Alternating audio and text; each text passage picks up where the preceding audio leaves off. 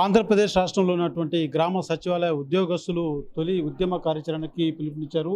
ఈ నేపథ్యంలోనే తిరుపతిలో సమావేశం కూడా నిర్వహిస్తున్నటువంటి పరిస్థితి ఉంది. ఏదైతే ఆంధ్రప్రదేశ్ రాష్ట్ర వ్యాప్తంగా 1,30,000 మంది పైగా ఉన్నటువంటి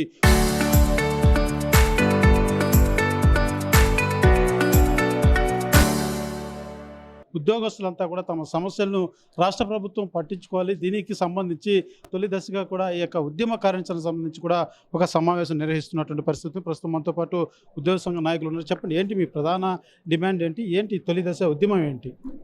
సార్, నేను ఏపీ జీడబ్ల్యూఎస్సీ జేఏసీ చైర్మన్. నా పేరు జి సురేంద్ర. ఇక్కడ ఏంటంటే ముఖ్యంగా మేము గ్రామ వార్డు సచివాలయ ఎంప్లాయీస్ 1,20,000 మంది తరపున మేము ఏంటంటే అడుగుతున్న ఏ ఇంక్రిమెంట్ కానీ 9 months అరియర్స్ కానీ ఏదైతే ముందు 2 సంవత్సరాలకే పర్మనెంట్ చేస్తామని చెప్పారో ఆ తర్వాత 9 నెలలు అయినా కూడా మాకు పర్మనెంట్ చేయలేదు. సో ఆ 9 months అరియర్స్ కానీ లేదు ఇంకొక ఏ ఇంక్రిమెంట్స్ ఇస్తే నెక్స్ట్ ప్రమోషన్ ఛానల్కి మాకు ఆఫ్టర్ 12 years తర్వాత నెక్స్ట్ ప్రమోషన్ ఛానల్ అనేది వస్తుంది. ఇప్పుడు ఆ ఏ ఇంక్రిమెంట్ అనేది లేకపోతే నెక్స్ట్ ఫ్యూచర్ అనేది లేదు. చాలామంది గ్రామ వార్డు సచివాలయ ఎంప్లాయీస్ 1,20,000 మందిలో దాదాపు 1,00,000 మంది వరకు ఇదే కేడర్లోనే రిటైర్డ్ అయ్యే అవకాశం ఉంది.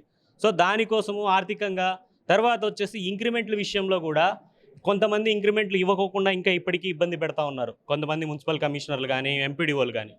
సో ఈ రకంగా ఏదైనా కూడా ఆర్థికంగా మేము అడుగుతూ ఉన్నదాన్ని అసలు గ్రామవార్డు సచివాలయ ఎంప్లాయీస్తో ప్రతి పని చేయించుకుంటున్నారు. బిఎల్ఓ వర్కులు కానీ, సెన్సెక్స్ కానీ, వీతా సర్వేలు కానీ.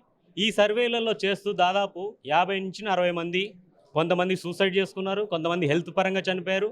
ఆ విధంగా దాన్ని కూడా డేటా మేము ఆర్టీఏ వేయడం జరిగింది. కానీ ఇప్పటి వరకు కూడా సిఎస్ గారు కానీ జిఎస్డబ్ల్యూఎస్ కమిషనర్ గారు కానీ ఇప్పటి వరకు డేటా ఇవ్వలేదు. అంటే ఆ డేటా ఇస్తే ఏమన్నా ప్రాబ్లం వస్తుందేమో అని. అంటే ప్రభుత్వంలో ఒక ఎంప్లాయీ చనిపోతే ప్రభుత్వం అసలు ఈ విధంగా ఎంప్లాయీస్ని ఈ విధంగా గుర్తించకపోవడం చాలా బాధాకరం. ఇంకొకటి ఏంటంటే విషయము ఆర్థికపరమైన అంశాల్లో ముఖ్యంగా ఏ ఇంక్రిమెంట్ ఎంత త్వరగా వీలైతే అంత త్వరగా ఇవ్వాలని చెప్పి కోరుకుంటూ, అలాగే ఇదే ఉద్యమాల్ని మేము రాష్ట్ర వ్యాప్తంగా ప్రాంతీయ సమావేశాలు పెట్టుకొని విజయవాడ వేదికగా పెద్ద ఉద్యమం చేస్తామని తెలియజేస్తున్నాం. సార్, మీరు చెప్పడం ప్రధానంగా ఏదైతే మీ యొక్క ఉద్యోగ నియామకాలప్పుడు మీకు విధించినటువంటి ఏదైతే జాబ్ చార్ట్ ఉందో అది కాకుండా అదనంగా పని ఒత్తిడి కావచ్చు, లేకపోతే అనేక సమస్యలు కూడా తెలియజేస్తున్నారు. అంటే ఈ యొక్క ఉద్యమం రాబో రోజులు ఎలా కొనసాగించబోతున్నారు, రాష్ట్ర వ్యాప్తంగా ఉండబోతుంది? సార్, ముఖ్యంగా 2019లో గ్రామ వార్డు సచివాలయ రిక్రూట్మెంట్ తీసుకొచ్చినప్పుడు ప్రభుత్వం ఉద్యోగం అనుకుని చెప్పి ఈ 1,20,000 మంది ప్రభుత్వ ఉద్యోగానికి వచ్చి ఉన్నారు. వచ్చినట్టు నుంచి 1,20,000 ఫస్ట్ రిక్రూట్మెంట్ చేసి ఉన్నారు. దాని తర్వాత 10,000 కూడా 1,30,000 చేసి ఉన్నారు.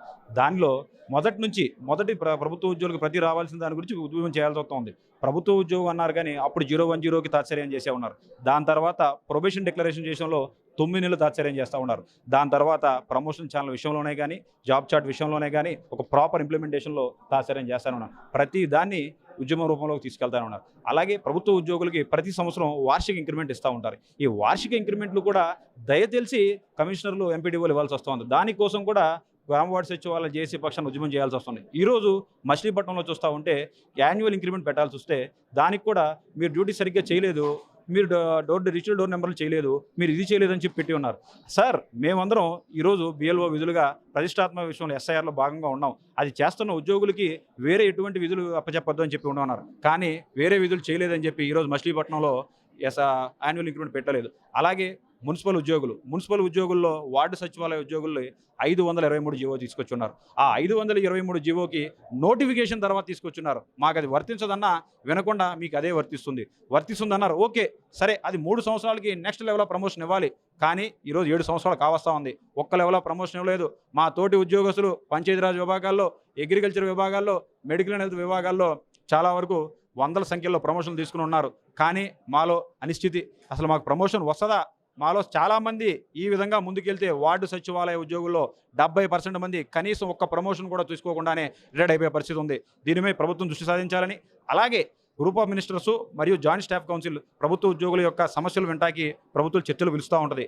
కానీ కొత్తగా తీసుకొచ్చిన మా వ్యవస్థలో 1,30,000 మంది ఉన్నా మాకు కనీసం ప్రాతినిధ్యం లేదు. ఎందుకంటే మీరు రికగ్నిషన్ చేయలేదంటున్నారు. ఆ రికగ్నిషన్ లేకపోయినా మా సమస్యలు వినడానికి ప్రత్యేకంగా మమ్మల్ని పిలవండి సార్, లేదా మా గొంతు వినండి సార్ అంటే లేదు. దాని గురించి దాని సన్నాహం కోసం తొలి దశ ఉద్యమ కార్యాచరణ పెట్టాము. మేము ఎలా దాన్ని గుర్తింపు తీసుకోవాలో తీసుకునే కార్యాచరణ చేస్తూ ఉన్నాము. ప్రభుత్వం దగ్గర మా యొక్క సమస్యలు తెలియజేయడానికి ఈ జేఏసీ పక్షాన్ని నిలబడతా ఉన్నామని తెలియజేసుకుంటా ఉన్నాను. ఇప్పటి వరకు మీరు రాష్ట్ర ప్రభుత్వం దృష్టికి కానీ లేకపోతే ఉన్నత విద్యకు సంబంధించినటువంటి మినిస్టర్ దృష్టికి కానీ ఈ సమస్యలన్నీ ఒకసారి తీసుకెళ్ళడం జరిగిందా? వాళ్ళ నుంచి స్పందన ఎలా ఉంది?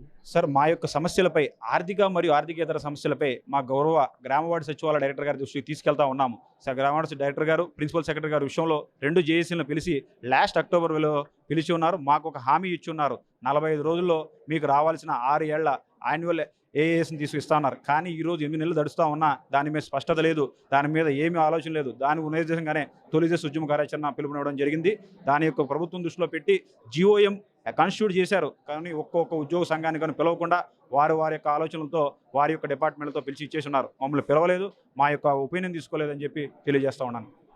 ఏదైతే ప్రధానంగా గ్రామ వార్డు సచివాలయ ఉద్యోగస్తులు వీళ్ళంతా కూడా రాష్ట్ర వ్యాప్తంగా కూడా 1,20,000 మందికి ఉద్యోగస్తులు ఉన్నారు. అయితే మొదటగా 1,20,000 ఉద్యోగ నియామకాలు అన్నది కూడా గతంలో జరిగింది. ఆ తర్వాత మరొక 10,000 ఉద్యోగాలు కూడా నియామకాలు జరిగినటువంటి పరిస్థితి. అయితే ఆంధ్రప్రదేశ్ స్వర్ణ గ్రామ వార్డు సచివాలయ ఉద్యోగుల జేఏసీ ఇవాళ తొలి దశ ఉద్యమ కార్యాచరణ కూడా నేపథ్యంలోనే ఈ యొక్క సమావేశం కూడా నిర్వహించుకోవడం జరిగింది. అయితే ప్రధానంగా వాళ్ళకి తెలియజేస్తున్నది ఒకటి, ఏదైతే వాళ్ళకి సంబంధించినటువంటి ఉద్యోగాల ఏదైతే ప్రమోషన్లు కావచ్చు, అదే రకంగా వాళ్ళకు ఉన్నటువంటి ఆ జీతాల సమస్యలు కావచ్చు, అనేక రకాలైనటువంటి సమస్యలతోటి తీవ్ర ఇబ్బందులు ఎదుర్కొంటున్నటువంటి నేపథ్యంలో రాష్ట్ర ప్రభుత్వం మా పట్ల సానుకూలంగా స్పందించి మాకు న్యాయం చేయాలన్నటువంటి డిమాండ్ మాత్రం ప్రధానంగా వాళ్ళు వ్యక్తం చేస్తున్నటువంటి పరిస్థితి.